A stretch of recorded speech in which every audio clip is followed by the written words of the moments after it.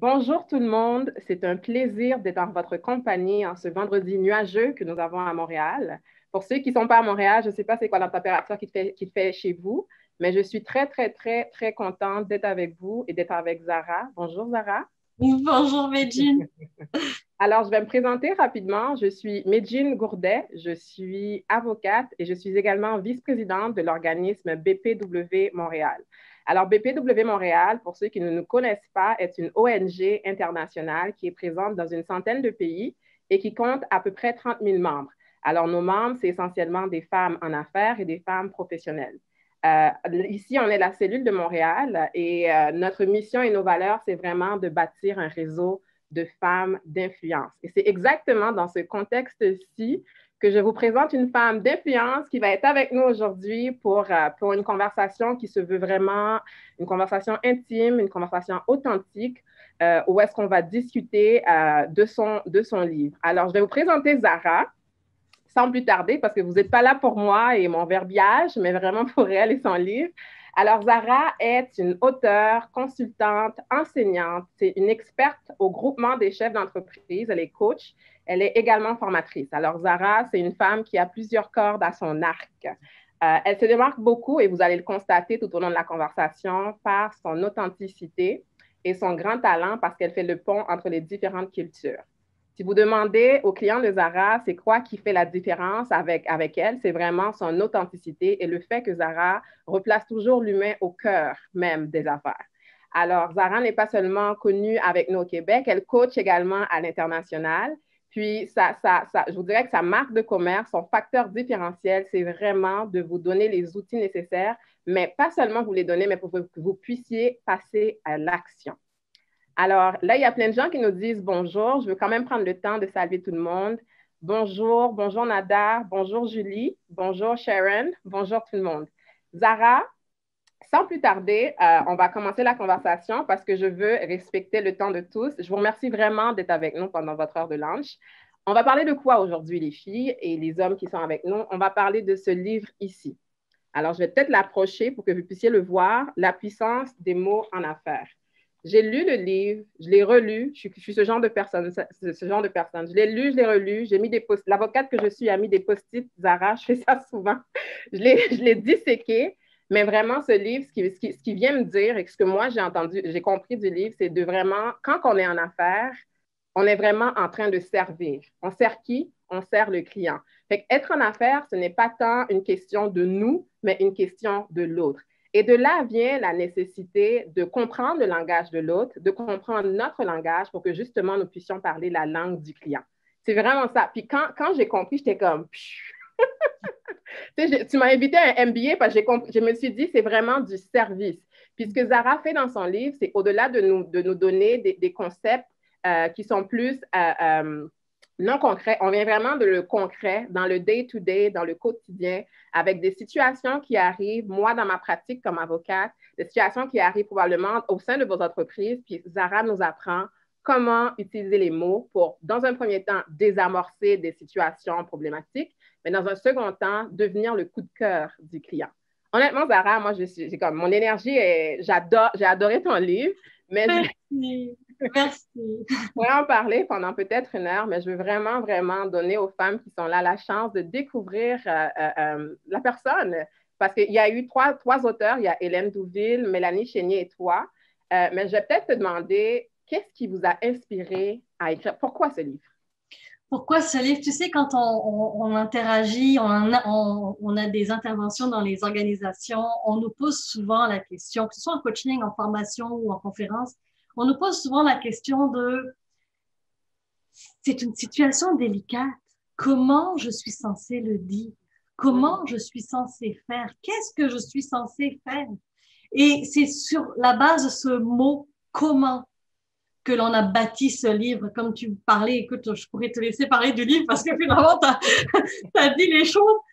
Et en fait, c'est ça, c'est qu'il y a beaucoup de situations délicates en entreprise que l'on vit et on ne trouve pas forcément les mots, que ce soit avec nos clients internes ou avec nos clients externes. Et celui-là, c'est vraiment basé sur les clients à l'externe Mhm. pour pouvoir tisser une vraie relation authentique, comme tu l'as dit, pour pouvoir aller dire, c'est vraiment un guide de comment faire.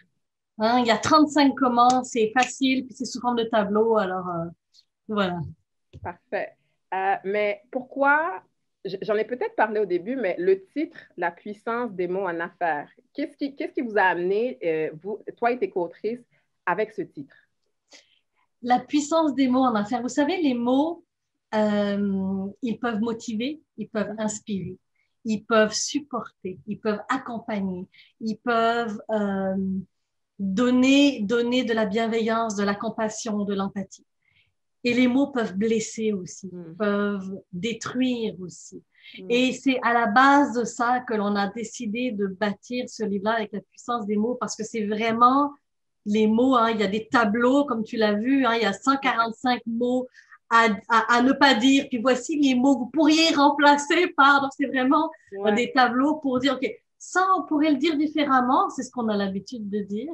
Ça, on pourrait le faire de cette manière-là pour que ce soit plus expérience client, pour créer une vraie relation authentique avec la personne qui est devant nous, pour nous amener à avoir pas seulement une relation sur le court terme et des projets de collaboration sur le court terme, mais de viser une relation sur le long terme. Ce que j'entends de ce que tu dis, puis tu me diras si je me trompe, mais c'est beaucoup une approche humaine. J'entends beaucoup de comprendre le client, même l'énergie que tu dégages en me parlant maintenant, c'est vraiment la connexion. Fait que pour toi, est-ce que ce serait ça la clé en affaires? Je te pose la question. Oui, derrière, tu sais, pour moi, derrière chaque organisation, chaque poste de travail, derrière à l'ordinateur, nous sommes des humains.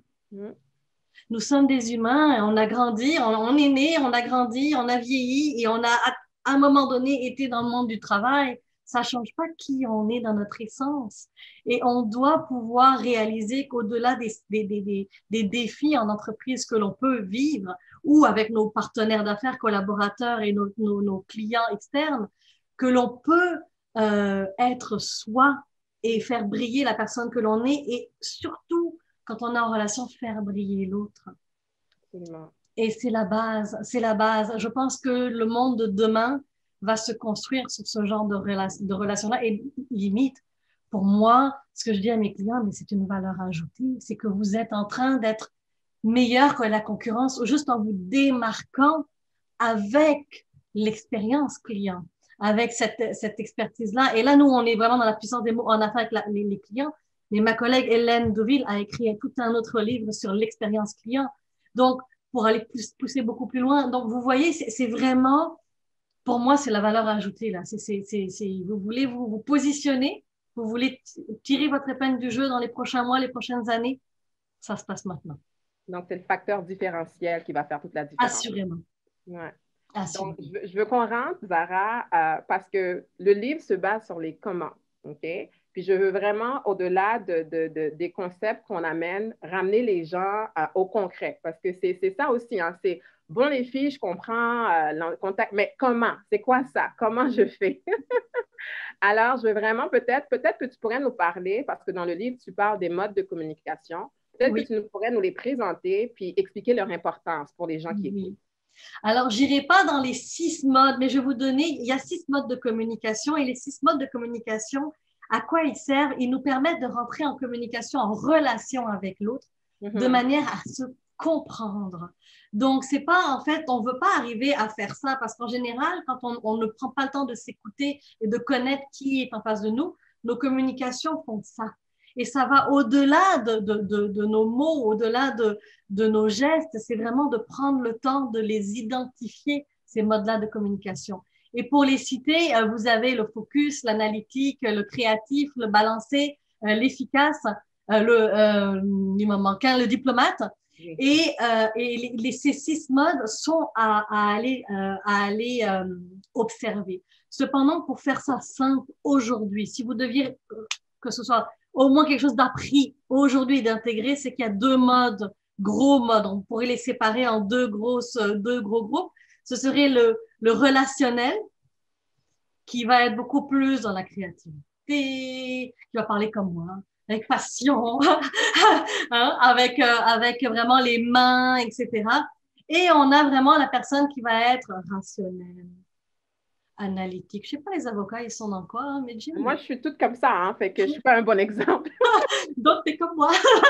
Alors, mais ça va, donc, le rationnel, il va vouloir les faits, il va vouloir les analyser, il va vouloir, donc, devinez qui, en général, on attire dans nos relations de couple. Ça va être des personnes qui sont à l'inverse de nous, que j'ai un ingénieur à la maison qui parle comme ça. Alors, inutile de lui parler, mon mari, je ne peux pas lui parler avec des grands gestes comme ça parce que je le perds. Je le perds. Donc, automatiquement, dès que vous êtes en relation avec vos partenaires d'affaires, vos collaborateurs, vos clients externes, peu importe, vous devez prendre le temps de dire, OK, cette personne-là, elle a besoin des faits. Cette personne-là a besoin de réfléchir et prendre le temps de réfléchir. Cette personne-là, elle est plus relationnelle. OK, ça va. Comme je suis relationnelle, ça va être peut-être différent, ça va passer beaucoup plus vite. Observez les gestes, observez le non-verbal, ça va vous donner des pistes. Je vais peut-être faire participer les gens un peu, Zara, parce que je suis comme ça. Alors, on a parlé de 2 grands modes, relationnel et j'ai retenu analytique, mais il y a un autre mot que tu as dit. Rationnel. Rationnel et relationnel. Alors, peut-être, on a quand même une vingtaine de personnes qui sont présentes, peut-être dans la conversation, avec le descriptif que Zara vient de faire. Quel est, selon vous, le mode de communication qui s'appliquerait à vous? Je veux vous voir. Rationnel ou relationnel? On va regarder ça dessus. Là, on a Sharon qui dit rationnel. Rationnel. OK, on a une rationnelle dans la salle. Vera dit rationnel. Absolument. Ben du monde rationnel ici. Et moi, je suis en train de vous perdre là avec mes gros gestes. C'est ça que vous êtes en train de dire. Zara, elle est plate.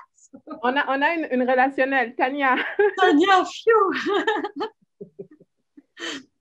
Tu vois, Claudine, elle dit, Zara, qu'elle peut être les deux en fonction du contexte. Est-ce que c'est quelque chose aussi? Bien sûr, parce qu'on va s'adapter.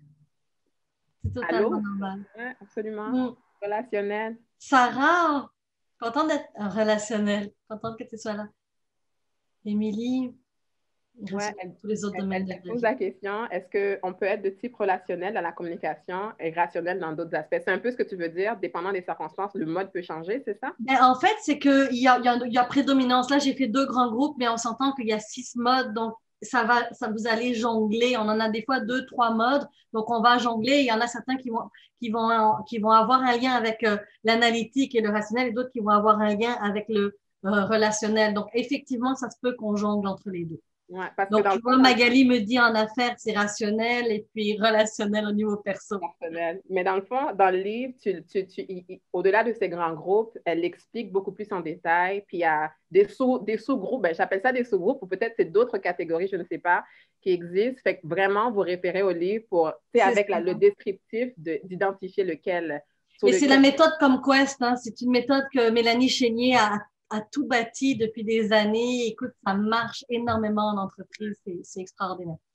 Fait que dans le fond, le but de connaître l'exercice qu'on vient de faire, son mode de communication, c'est au-delà de connaître le nôtre, mais celui du client aussi, c'est important de le connaître, si je comprends. Oui, parce que si je sais que je suis relationnelle, puis que je parle comme ça, puis que je parle à quelqu'un qui est comme ça, ben, je vais peut-être diminuer mes gestes et puis au contraire dire, ben, en fait, tu sais, les étapes qu'il va falloir faire, ça va être ça.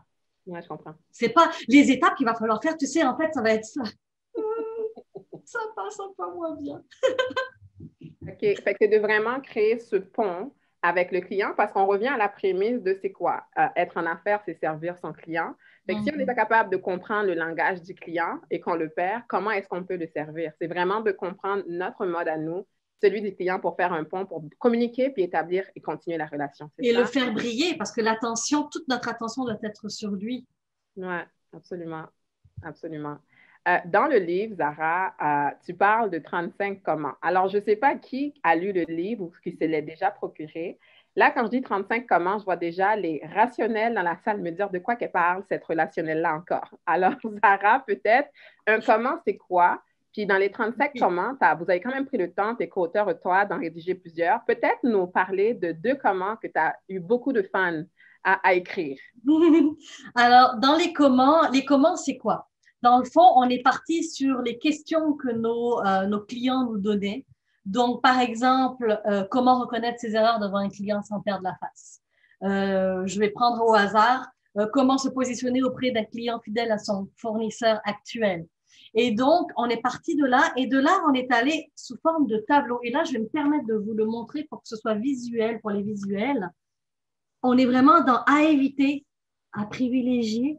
Il y a même des phrases à dire, directes, toutes prêtes, que vous pouvez adapter à votre sauce, adapter à votre couleur, à qui vous êtes. Mais les phrases sont déjà là, les mots sont choisis pour vous faire briller et faire briller votre client. Et on a des trucs et astuces. Donc, quand on parle, par exemple, je vais prendre celui-là, Medjin, comment reconnaître ses erreurs devant un client sans perdre la face? Ouais. J'irai pas dans le à éviter parce que c'est pas vous, c'est pas votre genre de faire ça. On va aller plus dans le à privilégier. Par exemple, comment reconnaître ses erreurs devant un client? Se renseigner le plus possible sur l'erreur qui a été commise. D'où provient-elle? Comment s'est-elle produite? Quelle en est la raison? Qui était impliqué? Quelles en sont les conséquences pour notre client, pour notre relation avec notre client? Donc, avoir se poser les bonnes questions avant de retourner voir notre client. Parce que si on a la plainte et qu'on va tout de suite se justifier sans avoir d'informations, on perd la face assurément. Tandis que si on veut gagner en crédibilité et se sentir crédible au moment où on parle avec la personne, on prépare notre rencontre. Absolument. Et ça permet de pouvoir positionner les choses. L'autre chose aussi qu'on pourrait dire, reconnaître ses torts. Je pourrais pas tout vous lire parce que ce serait long, mais dans comment reconnaître ses erreurs, reconnaître ses torts, utiliser des mots forts relationnels. Je suis tellement désolée, j'en prends l'entière responsabilité en mon nom ou au nom de l'entreprise. Je suis tellement déçue que ça se reproduise encore une fois. Je m'en occupe et je vous remercie de votre confiance. Juste. Pardon? J'ai dit pardonner. C'est pardonné, Zara. Ben voilà, tu vois. Et c'est ce qui est bien, en fait, c'est que ça donne un support. La personne se sent accompagnée. Et toi, quand tu prends ta responsabilité, quand nous, on la prend la responsabilité, parce que ça arrive à tout le monde de faire des erreurs, on en échappe tous des choses. Cependant, ça nous donne aussi cette compassion-là pour nous, de pouvoir dire, ben écoute, j'ai manqué, j'ai pas fait la bonne affaire, ou j'ai pas su, c'est pas grave, je vais me rattraper et j'ai les bons outils et les bons mots pour pouvoir avancer, pour pouvoir amener la personne ailleurs. Pendant que tu parlais, je me référais à ma section de mon livre. Puis bizarrement, je l'ai souligné, écoute, dans ce comment-là. Puis un truc que tu as dit, c'est vraiment, puis c'est quelque chose d'important, c'est dans les trucs et astuces, tu verras, tu t'as dit de ne pas prendre l'expérience de façon personnelle, mais qu'il faut l'accueillir plutôt comme une possibilité de revoir nos procédures. C'est tout simplement ça. C'est vraiment, non, franchement. Ben, derrière une plainte d'un client, il y a assurément un besoin qui n'est pas répondu. Questionner pour aller chercher c'est quoi le besoin.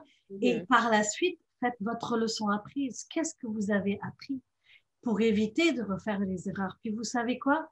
Le client, il vous aime pareil. C'est le comportement, c'est la chose qui s'est passée qui n'est pas content. Mais c'est pas vous personnellement. Il va pas dire, toi, je t'aime pas. Il va juste dire, j'aime pas la situation. Il va pas dire, j'aime pas cette personne. C'est rare qu'on va là-dedans. Peut-être demander au groupe, parce que je sais qu'il y a peut-être des gens qui sont en affaires. Puis c'est une question, je me pose la question, est-ce que vous avez déjà ou est-ce qu'il y a déjà eu des erreurs qui ont été commises dans votre compagnie que vous-même vous avez fait?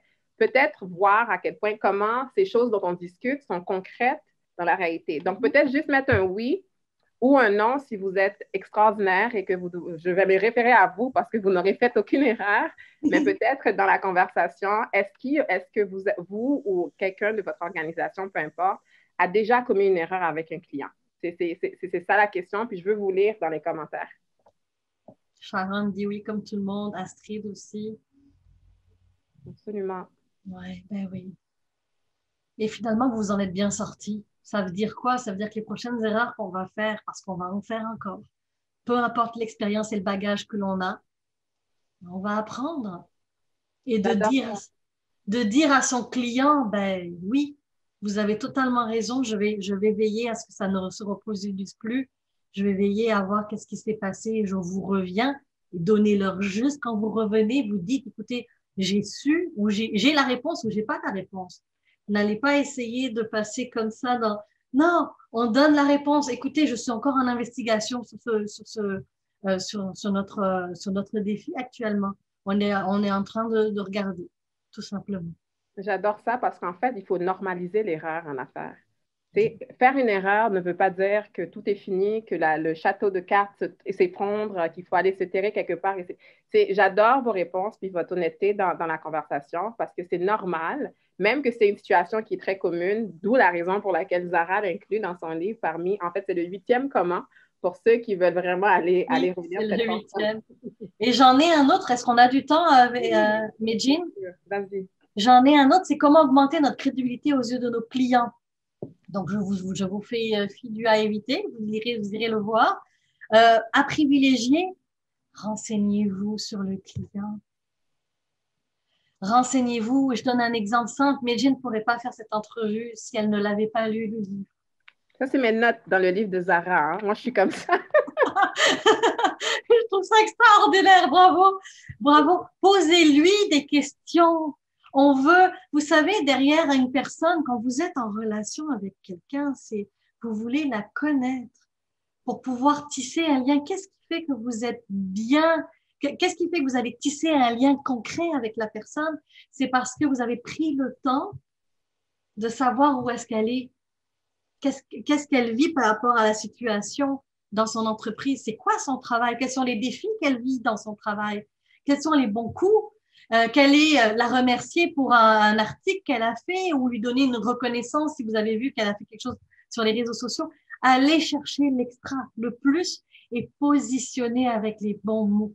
Et les bons mots, vous savez, ils coûtent pas plus cher que les mauvais mots. Même que les mauvais coûtent pas mal plus cher, je pense. Au niveau des conséquences, assurément. De l'impact, assurément. Assurément. Donc, écoutez, il y a 35 commandes. Donc, vous voyez, c'est vraiment des cas pratiques de situations avec des trucs et astuces, des choses à éviter, des choses qui sont recommandées. Pour les rationnels qui sont dans la salle, ben écoutez, copier-coller les belles phrases qui ont été amenées par les co-autrices de ce livre. Mais là, je veux passer à quelque chose le titre, les objections. C'est très drôle parce que c'est quelque chose que nous, les avocats, on connaît beaucoup parce qu'on s'objecte à tout.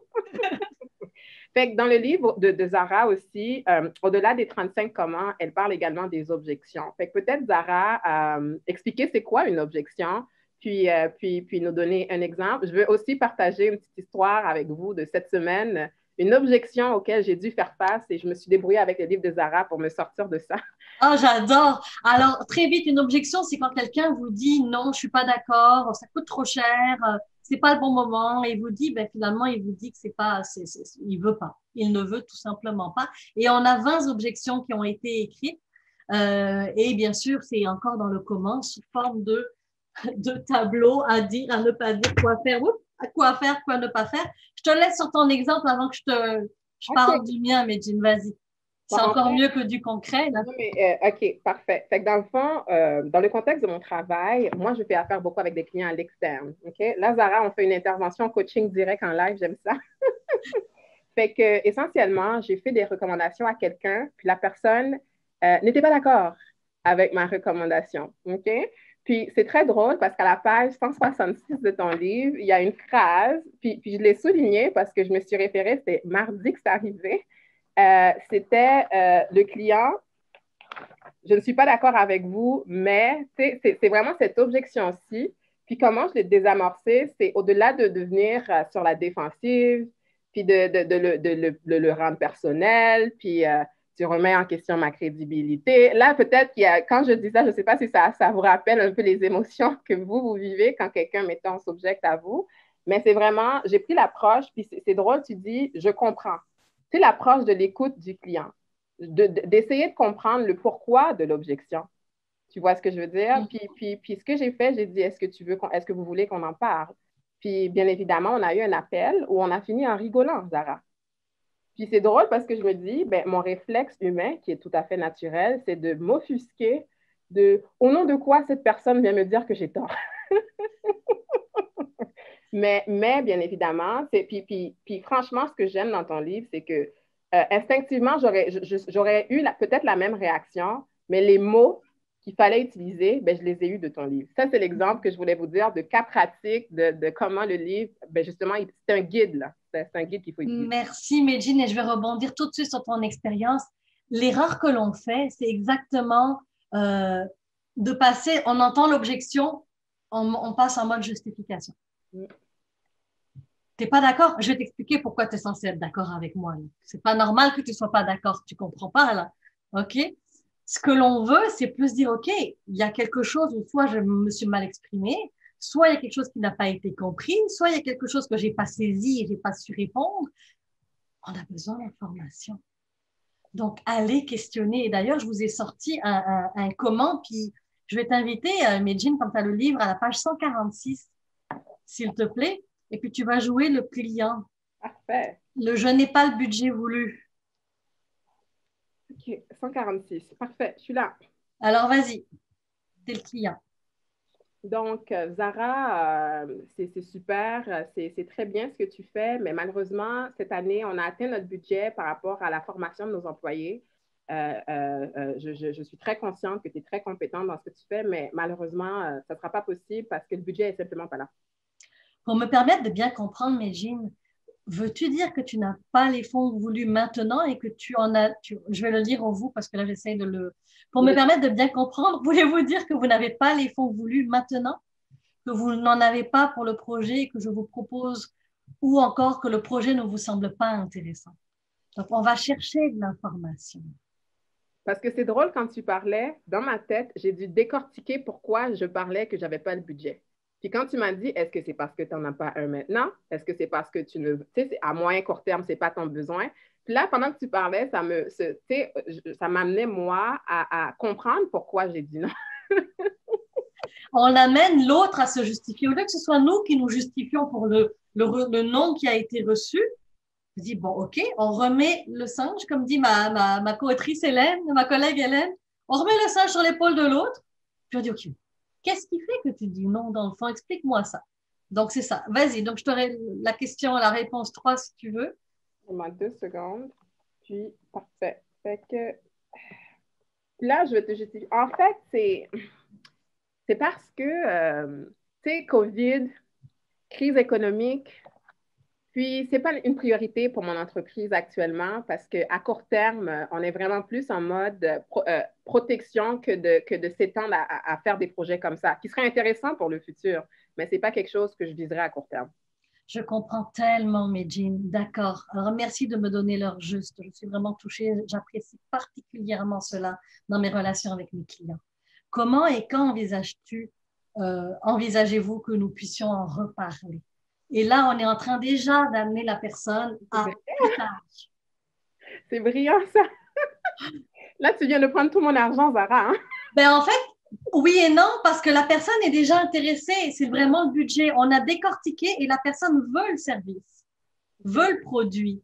Et elle est prête. C'est juste que c'est vraiment pas le bon moment. Elle nous a donné l'heure juste. Alors, assurément, on l'amène à, OK, quand est-ce que je peux te recontacter? Dans 6 mois, dans un an? Et puis, on se met une note et puis on recontacte. On fait un suivi, tout simplement.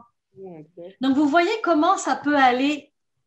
Ça paraît simple et je sais que ça paraît simple, mais au début, on le lit, puis vous voyez, je ne connais pas non plus les réponses par cœur, on en a tellement écrit, mais de pouvoir juste dire, OK, j'ai des mots qui sont là, écrivez-les, ayez-les. Écoutez, moi, je vous parle, j'ai ma tablette avec mes notes que j'ai préparées pour mes jeans.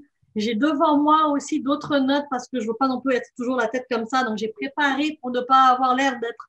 Donc, je me suis préparée. C'est ça, on est naturel, assurément, on suit le flow. Et il y a des notes au cas où. Ben, vous faites la même chose avec votre client. Mais je peux te demander, Zara, Oui, parce que j'aime ça ramener le focus sur les gens qui sont là. Donc, peut-être, maintenant, vous voyez les objections. Quelles seraient les objections les plus communes auxquelles vous faites face dans le contexte? Je ne sais pas si vous êtes une femme professionnelle ou un homme professionnel en affaires, peu importe. Peut-être écrire dans la conversation quelques objections. Là, on a parlé du budget qui n'était pas là. C'en est une qu'on entend souvent. Donc, je vais vous écouter. On a une question, Zara, je vais attendre, mais je vais te la poser. Est-ce que le livre est en vente en France? Alors, Émilie, le livre s'en vient, il est dans les conteneurs, il arrive le 11 février à la FNAC. Ça se pourrait avant, vous allez le voir dans les réseaux sociaux à un moment donné. C'est sûr que je vais vous tenir au courant.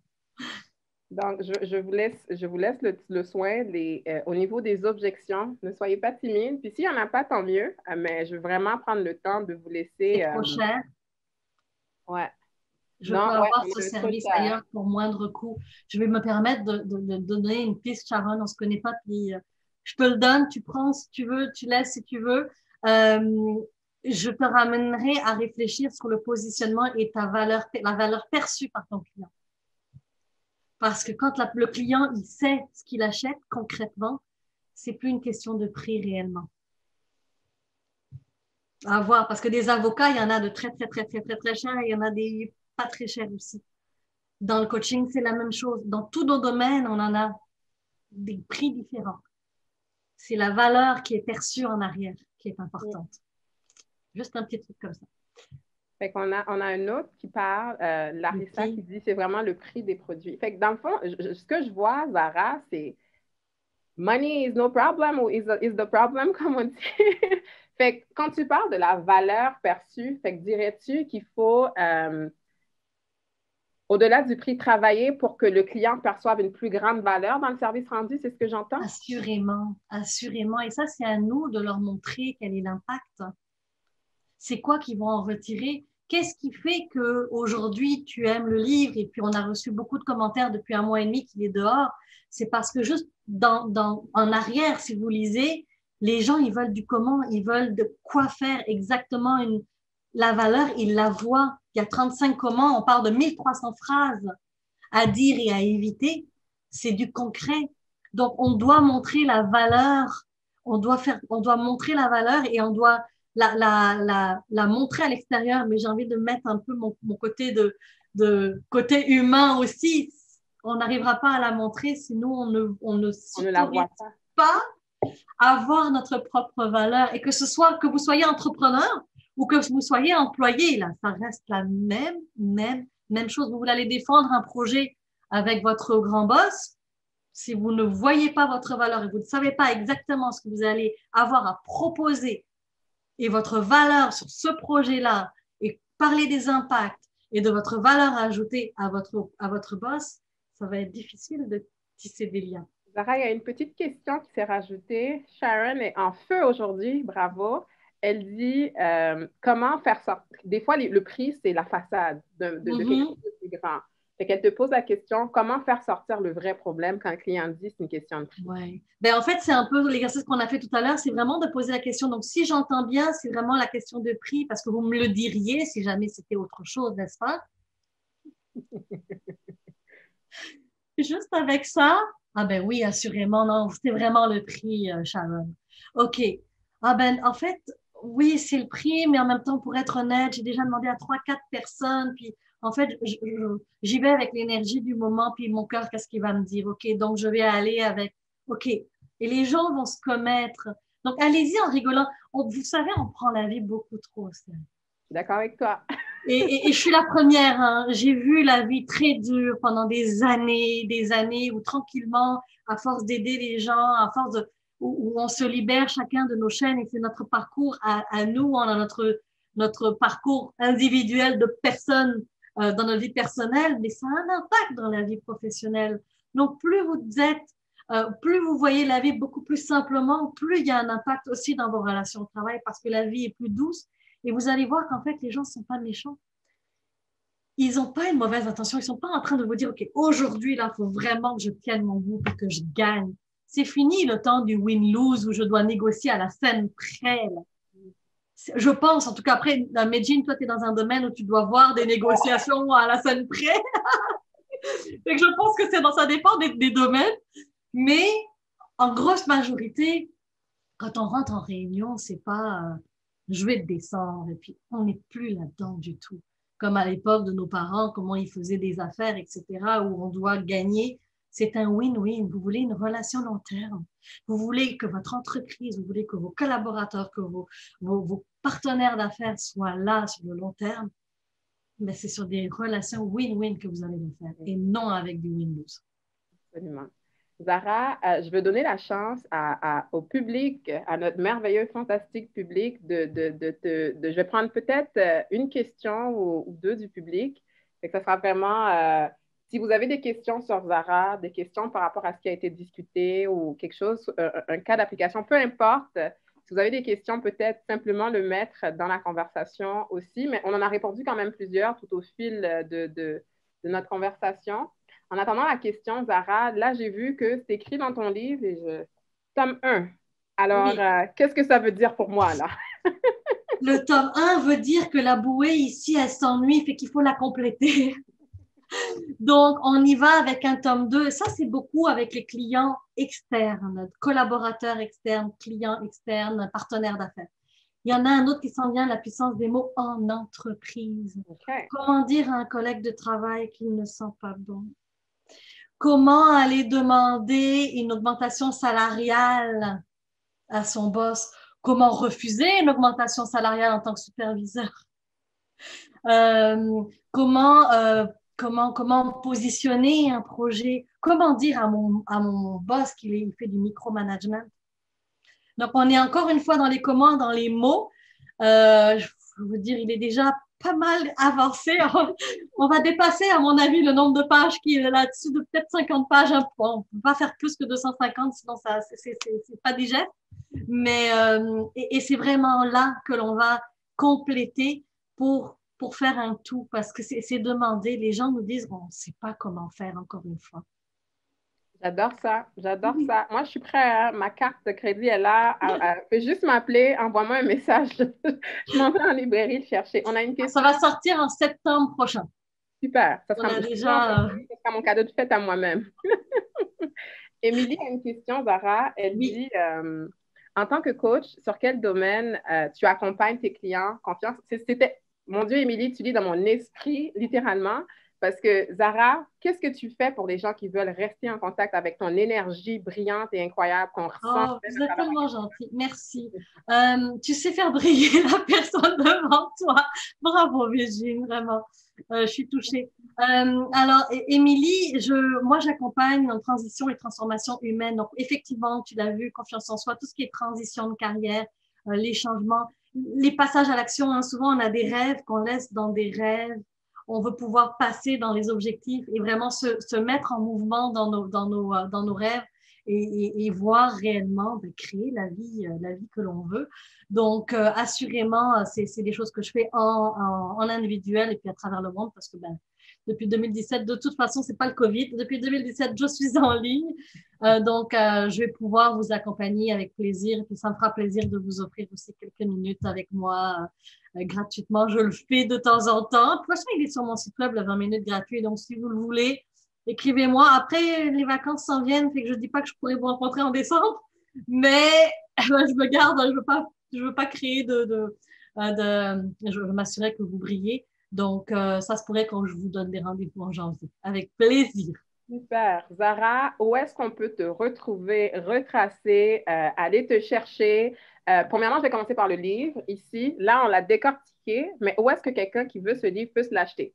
Oui, alors il y a le site web de Performance, qui est mon éditeur. Donc, Performance, je vais vous mettre le lien tout de suite en fait dans les commentaires, comme ça vous l'aurez tout Parfait. simplement.